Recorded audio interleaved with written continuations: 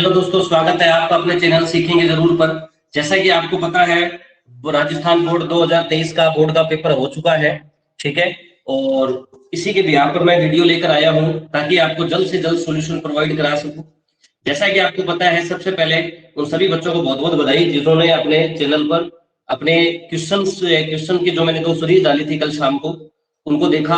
उनसे ज्यादातर सवाल आप देखेंगे, वो वीडियो अभी भी यूट्यूब पर रखी हुई है, ऐसा नहीं कि डिलीट मार दी है मैंने। और क्वेश्चन पेपर आप सभी के पास में है।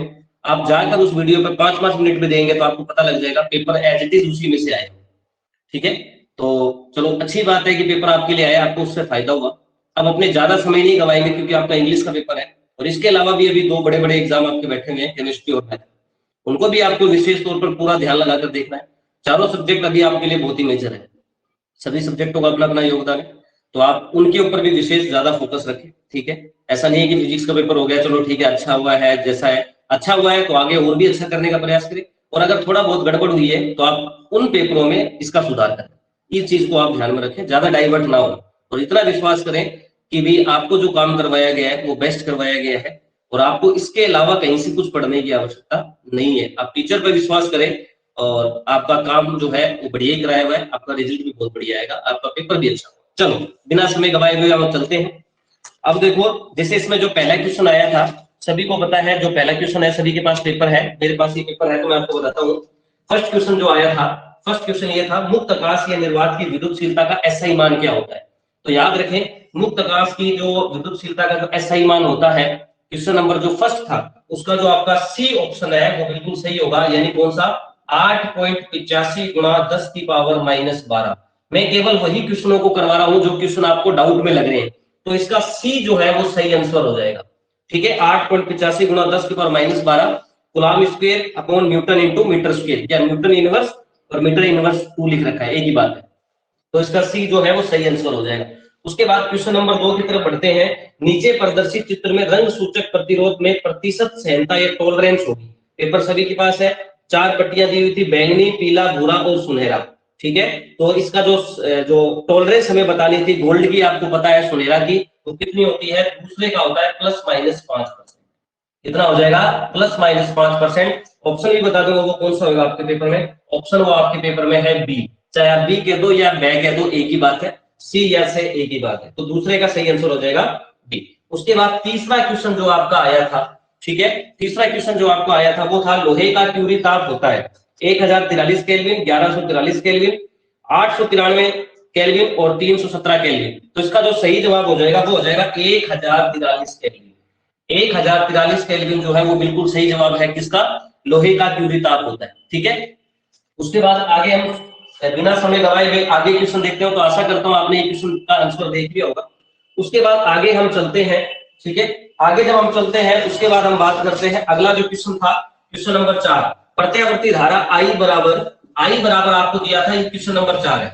आई बराबर आपको दिया था 200 साइन, ठीक है, 60 पाई टी प्लस पाई/6। समझ में आई कि नहीं? 60 पाई टी प्लस पाई/6।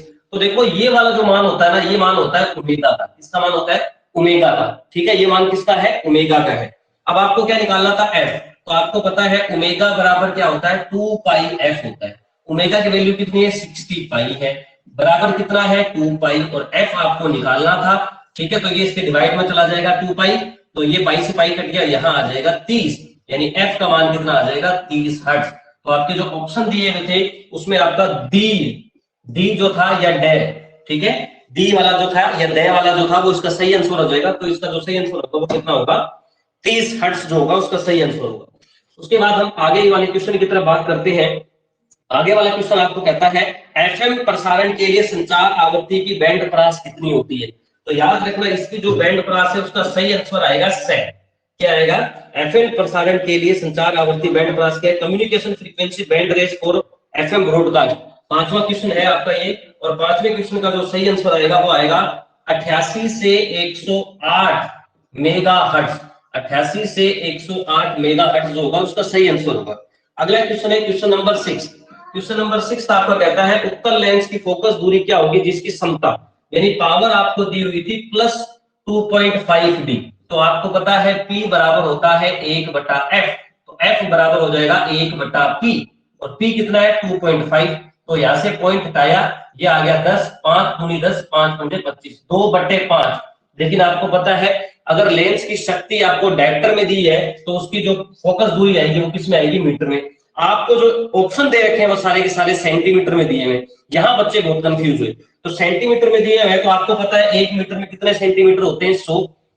तो f बराबर 100 से गुणा करना था, 2/5 गुणा में यहाँ कर दो 100, 20 पंजे 100 होता है, 20 गुना कितना हो जाएगा 40, यानी ये हो जाएगा 40 सेंटीमीटर। तो जो आपको ऑप्शन नंबर दे है, ठीक है, डी बोल दो या ऑप्शन नंबर दे बोल दो, वो इसका सही जवाब है, यानी f बराबर कितना आ जाएगा 40 सेंटीमीटर। ठीक है, अगले क्वेश्चन की तरफ हम बढ़ते हैं। अगले क्वेश्चन की तरफ हम बढ़ते हैं। अगला क्वेश्चन जो है आपका 4 पाई कलांतर के तुल्य पथांतर क्या होगा। ये आपका क्वेश्चन नंबर 7 है। ठीक है, क्वेश्चन नंबर कौन सा है, 7। तो देखो आपको पता है कलांतर बराबर होता है 2 पाई लैम्डा इंटू पथांतर। ठीक है, 2 पाई लैम्डा इंटू पथांतर। आपको दिया क्या है, कलांतर। तो कलांतर दिया है 4 पाई बराबर 2 पाई अपोन में लैम्डा इंटू पथांतर। ये हो जाएगा 2 पाई, यहाँ गया 2, लैम्डा से मल्टीप्लाई कर दोगे तो डेल बराबर हो जाएगा 2 लैम्डा। डेल बराबर कितना आ जाएगा 2 लैम्डा, यानी पथांतर किसके बराबर आ गया, 2 लैम्डा के बराबर आ गया। तो इसका जो सही आंसर होगा वो हो जाएगा बी। इसका जो सही आंसर हो जाएगा वो कौन सा हो जाएगा, बी जो है इसका सही आंसर है। ठीक है, अगले क्वेश्चन की तरफ बढ़ते हैं जो आपका क्वेश्चन नंबर 8 है। ठीक है, क्वेश्चन नंबर जो 8 है, 100 वोल्ट विभवांतर से त्वरित इलेक्ट्रॉन से संबंधित डी ब्रोगली तरंग दैर्ध्य। इसमें आपको सिंपल से पता है, इसमें फॉर्मूला बताना था। तो आपको पता है कि इसका फॉर्मूला क्या होता है, इलेक्ट्रॉन के तरंग दैर्ध्य का 12.27 upon under root V angstrom. ठीक है, तो वी की वैल्यू आपको 100 वोल्ट दी हुई थी। बोलो बात समझ में आई। अब जैसे आप रखोगे तो लैम्डा ई बराबर 12.27 अपॉन अंडर रूट वी यानी 100, और यहाँ आ गया एंगस्ट्रॉम कितना होता है 10 की पावर माइनस 10 मीटर। अब मैं आपको बताता हूँ, आपने जो फॉर्मूला पढ़ा है वो एंगस्ट्रॉम में पढ़ा हुआ है, लेकिन जो ऑप्शन दिए हुए तो नैनोमीटर में दिए हुए।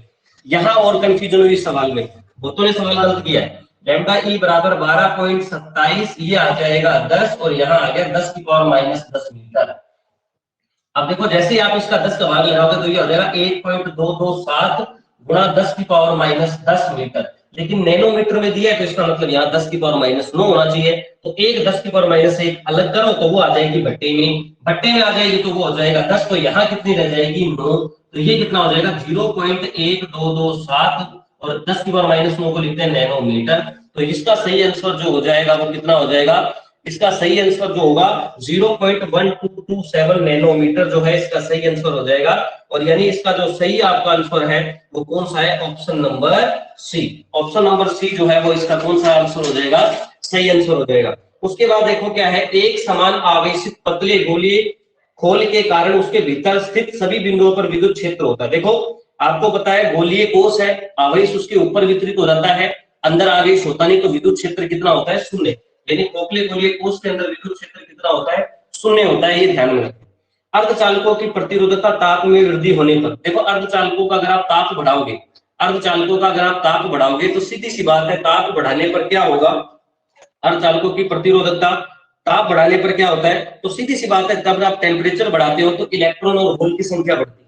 अब इलेक्ट्रॉन और होल की संख्या बढ़ेगी तो सीधी सी बात है विद्युत धारा का मान बढ़ेगा, यानी उसकी चालकता बढ़ेगी, और चालकता बढ़ेगी तो प्रतिरोधकता क्या होगी, कम होगी। तो याद रखना अर्धचालकों की प्रतिरोधकता ताप बढ़ाने पर दो समान दिशा में प्रवाहित होने वाली धाराओं के चालकों के मध्य, हमेशा याद रखना जब भी दो तार के मध्य सेम दिशा में धारा प्रवाहित होती है तो वो एक दूसरे को क्या करते हैं, आकर्षित करते हैं। तो इनके बीच में जो बल होगा वो कौन सा बल होगा, आकर्षण बल। प्राथमिक इंद्रधनुष में प्रकाश का डैश डैश डैश बार अपवर्तन, याद रखना चाहे प्राथमिक हो चाहे द्वितीय को, दोनों में अपवर्तन कितनी बार होता है, 2 बार होता है, और पूर्ण आंतरिक परावर्तन कितनी बार होता है, 1 बार होता है। तो अपवर्तन 2 बार होगा और पूर्ण आंतरिक परावर्तन 1 बार होगा। ठीक है, इसके अलावा जो आपका क्वेश्चन है, जो आपको इम्पोर्ट जो मतलब आपके कंफ्यूजन सवाल थे वो बता दो। जैसे 2 अनुचुंबकीय पदार्थ आपको छाटने थे, सोडियम बिस्मिथ तांबा एल्यूमिनियम सीसा, तो एक सोडियम हो गया, दूसरा कौन सा हो जाएगा, एल्यूमिनियम के। इसका सही जवाब है निर्वात नलिका मैग्नेट्रॉन द्वारा उत्पन्न विद्युत चुंबकीय तरंग का नाम लिखना, मोस्ट इंपोर्टेंट। अच्छा सवाल था, इसका सही जवाब हो जाएगा माइक्रोवेव्स यानी सूक्ष्म तरंगे, इसका सही जवाब है। उसके बाद फ्रेनेल दूरी प्रकाश की तरंग दैर्ध्य तथा द्वारक की साइज में संबंध बताने वाला सूत्र तो आपको पता है इसका सूत्र है ZF बराबर ए स्क्वायर अपोन में लैम्डा। ZF बराबर क्या होता है, ए स्क्वायर अपोन में लैम्डा। इसका सही जवाब है ये फॉर्मूला जिसने लिख दिया उसके पूरे 1 नंबर। ठीक है। पी प्रकार के अर्धचालक में बहुसंख्यक आवेश वाहक तथा अल्पसंख्यक आवेश वाहकों के नाम लिखिए। तो देखो पी मतलब पॉजिटिव यानी होल्स, तो पी प्रकार में बहुसंख्यक आवेश वाहक होते हैं होल्स और अल्पसंख्यक क्या होते हैं, इलेक्ट्रॉन्स होते हैं। ठीक है। उसके बाद इसमें जैसे न्यूमेरिकल आया था, जैसे एक न्यूमेरिकल था, मैं आपको न्यूमेरिकल का भी बता रहा हूँ, इसमें मैं सारे क्वेश्चन नहीं बता रहा हूँ, जो आपको पेपर में देखो सीधे सीधे क्वेश्चन आया तो उसका सोल्यूशन डालने का कोई फायदा नहीं। मैं आपको ये स्ट्रेट फॉरवर्ड बता रहा हूँ। 2 गुणा 10 की पावर माइनस आवेश के दूरी विभव निकालना था। V बराबर क्या होता है, KQ अपॉन में R। मैं आपको क्वेश्चन नंबर 4 बता रहा हूँ। क्वेश्चन नंबर 4 जो है सेक्शन बी का, सेक्शन बी का क्वेश्चन नंबर 4 है। K का मान आपको पता है कितना होता है, 9 गुणा 10 की पावर 9। Q का मान आपको दिया हुआ था कितना, 2 गुणा 10 की पावर माइनस 9। और R का मान आपको दिया हुआ था कितना, 9 गुणा 10 की पावर माइनस 4। सोल्व करना था, V का मान निकालना था। सबसे आसान सवाल, 1.5 नंबर का है। उसके बाद है किसी परिपथ में 0.1 सेकंड में, यानी dt का मान दिया हुआ था 0.1 सेकंड। उसके बाद 5 एम्पियर से 1 एम्पियर तक, तो di का मान हो जाएगा 5 माइनस 1 यानी 4। और E का मान दिया हुआ था 200 वोल्ट, तो E बराबर क्या होता है, माइनस एल डी आई बटे में dt। क्या पूछा था आपसे, 100 प्रेरक तत्व पूछा था ना। तो देखो L निकालना है, E का मान दिया है, डी का मान दिया है, ये रहा 4, dt का मान दिया है, ये रहा। सोल्व करने पर L का मान आ जाएगा, वो आपका आंसर हो जाएगा। इसका मात्रक आपका आ जाता है हेनरी में। आपको पता है 100 प्रेरक तत्व हो या अनोनी प्रेरक तत्व, L क्या होता है, इसका मात्रक होता है हेनरी। उसके बाद बाकी इसमें कुछ नहीं है। उसके बाद है एक सीजियम धातु का कार्यफलन आपको दिया हुआ है, क्वेश्चन नंबर 11। क्वेश्चन नंबर 11 की बात कर रहा हूं मैं। सीजियम धातु का कार्यफलन दिया हुआ है 2.11। कार्यफलन मतलब होता है डब्ल्यू नोट। 11वां क्वेश्चन है, डब्ल्यू नोट बराबर होता है 2.14 इलेक्ट्रॉन वोल्ट। सबसे पहले इसको जूल में बदलो, तो 2.14 इंटू 1.6 इंटू 10⁻⁻19 जूल। अब आपको क्या निकालना है, दहली आवृत्ति। डब्ल्यू नोट बराबर होता है H new note. New note का मान आपको निकालना था, तो न्यू नोट बराबर हो जाएगा डब्ल्यू नोट अपॉन में एच। डब्ल्यू नोट है 2.14 इंटू 1.6 इंटू 10⁻⁻19 और अपोन में एच की वैल्यू होती है 6.6 इंटू 10⁻34। इसको आप सोल्व कर लोगे तो हर्ट्ज में इसकी क्या आ जाएगा, आंसर आ जाएगा न्यू नोट। अगला क्वेश्चन है, हाइड्रोजन परमाणु की निम्नतम अवस्था में कुल ऊर्जा -13.6 इलेक्ट्रॉन वोल्ट है। इस दशा में इलेक्ट्रॉन की गतिज ऊर्जा तथा स्थितिज ऊर्जा का मान ज्ञात करना था। बिल्कुल सिंपल सा सवाल था। En बराबर आप सभी ने पता हुआ है, तो कुल ऊर्जा का फॉर्मूला आपको, कुल ऊर्जा दी हुई है, En बराबर होते हैं -13.6 इंटू जेड स्क्वायर अपॉन में एन स्क्वायर। प्रथम कक्षा है, हाइड्रोजन है, तो आपको पता है। और इसके बाद इसमें इलेक्ट्रॉन की गतिज ऊर्जा और स्थितिज ऊर्जा आपको निकालनी थी। बिल्कुल सिंपल सा सवाल था। En बराबर होता है काइनेटिक एनर्जी प्लस से पोटेंशियल एनर्जी। ठीक है, फर्स्ट के अंदर आप काइनेटिक निकाल दोगे और फर्स्ट के अंदर क्या निकाल लोगे, पोटेंशियल। बहुत आसान सवाल था। उसके बाद अगला सवाल है आपका, रेडियो एक्टिवता क्षय का नियम लिखे। किसी रेडियोएक्टिव तत्व का क्षयांक, इसकी अर्धायु का मान मिनट में ज्ञात कीजिए। देखो लैम्डा का मान आपको दिया हुआ है, लैम्डा का मान आपको दिया हुआ है 0.693 और आपको क्या पूछा है, इसकी अर्धायु। तो टी बराबर क्या होता है, 0.693 अपोन में लैम्डा। 0.693 अपोन में लैम्डा होता है, तो यहाँ से टी का मान आ जाएगा। लैम्डा आपको दिया हुआ है, कितना आसान सवाल है। लैम्डा का मान 0.693, इसका आंसर आ जाएगा 1 मिनट। ये इसका सही आंसर। उसके बाद और इसमें कोई न्यूमेरिकल नहीं है, ठीक है, और इसके अलावा इसमें कोई भी न्यूमेरिकल नहीं था। तो ये कुछ ऐसे क्वेश्चन थे जो डाउटफुल वाले थे और आशा करता हूं कि आपको समझ में आ गए होंगे। ठीक है, फिर भी आपको किसी प्रकार का कोई डाउट है तो आप मुझे क्या है कि कमेंट में मैसेज जरूर कर सकते हैं। और अगर आपको आगे वाले जो पेपर है, जैसे केमिस्ट्री हो गया, मैथमेटिक्स हो गया या कोई और भी सब्जेक्ट है, अगर आपको क्वेश्चन चाहिए है, इंपोर्टेंट क्वेश्चन की सीरीज है, पहले तो आप ये देखेंगे अपने चैनल ने जितने भी वीडियोज अपलोड करे फिजिक्स के, उसके सारे क्वेश्चन हमारे पेपर में आए हैं। और हमारे जैसे मैथ के हैं, तो मैथ के भी देखो इंपोर्टेंट बताना, केमिस्ट्री में बताना बहुत रिस्की होता है। सीधी सी बात है, आ भी सकते हैं, नहीं भी आ सकते, दोनों ही बातें होती है। ठीक है, तो आपको लेकिन एक अनुमान होता है, लेकिन आपको उसके अलावा भी पढ़ना है। ऐसा नहीं है कि आप ये सोचे कि सर ने बताया तो आई गई, ऐसा किसी को नहीं पता है। ठीक है, तो आप ठीक है देख ले, आप सवालों को एक बार, क्वेश्चनों को देख ले। अगर आपको कोई उसमें नहीं आता है तो आप उसको कर ले। ठीक है, इसका मतलब ये नहीं कि आपको उन्हीं को करके जाना, आपको पढ़ना सारा है। अगर आपका, तो इस तरीके से हमारे चैनल से जुड़े रहिए। अगर आप पहली बार चैनल पर विजिट कर रहे हैं तो आप प्लीज चैनल को सब्सक्राइब कीजिए। ऐसे ही जो आपका कंटेंट है, बेहतरीन कंटेंट आपको इस चैनल के माध्यम से प्राप्त होता है। जय हिंद।